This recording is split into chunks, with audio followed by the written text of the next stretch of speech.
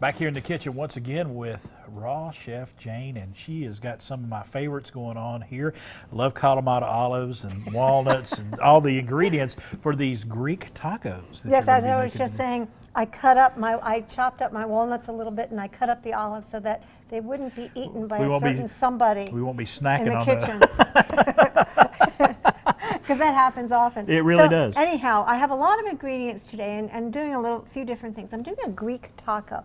Now, traditionally, a taco is a Spanish dish. It's Mexican. But this is a little bit of a Greek take on it because of the herbs, flavorings, and how we're putting it together. Okay?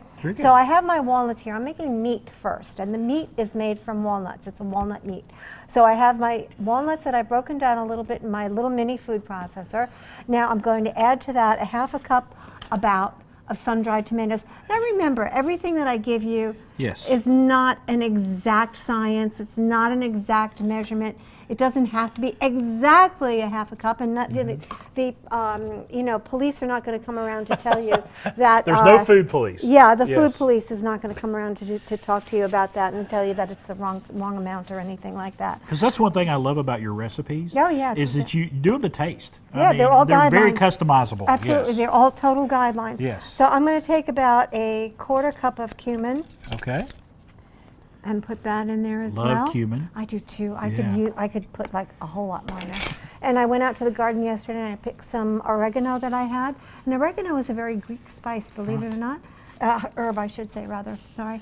So fresh oregano. Fresh oregano. All right. I'm going to put a little bit of fresh garlic. Now I'm pressing it because I want it to be emulsified. Right. I don't want the garlic to be chunky. I don't like chunky stuff.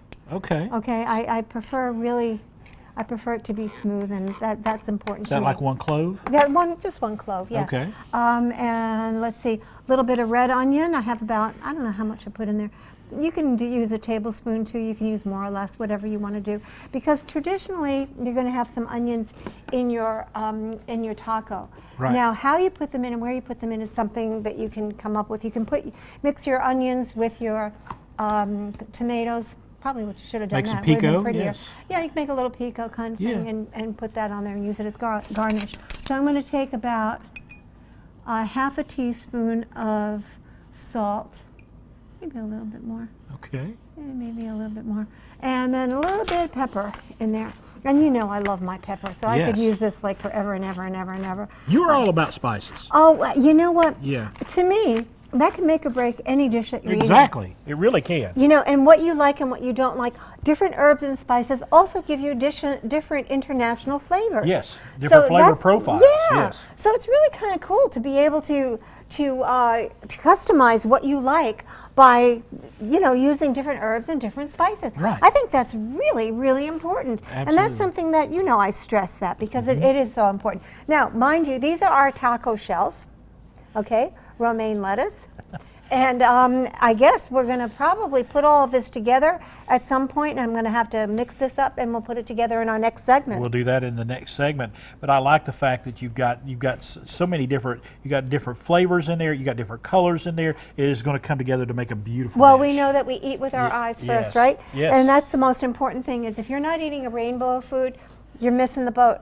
Because you really should be eating delicious, beautiful food. It should be pretty to eat. It should be something that you like, and to use your own flavors, customize your own recipes. When I give you a recipe, it's a guideline. It's not written in stone. That's why I say if you don't like onions, then don't put them in there. Or if you like a different kind of onion. Some people like just white onions as opposed to red onions. So just make this, like I said earlier, this is completely customizable Everything to your I make taste. is. Everything I make is. And it's, to me, that's a very important thing because, somebody may not like oregano. Okay, well then don't put oregano in there. Yeah. Put a spice that you like. Yeah. Or put an herb in there that you like. Exactly. And I have fresh dill here, and we have the dill sauce. We're going to make all of this.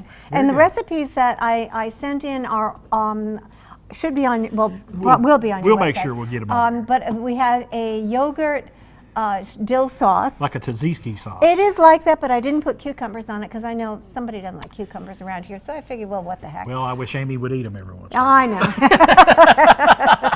She knows that I am not a big fan of raw cucumbers. We know that. There we go. So hey, we're going to come back here in a bit. We're going to put all this together because it's going to be beautiful. It's going to be delicious. I know it is. It is Raw Chef Jane. She has some great stuff going on. RawChefJane.com. She's all over social media as well.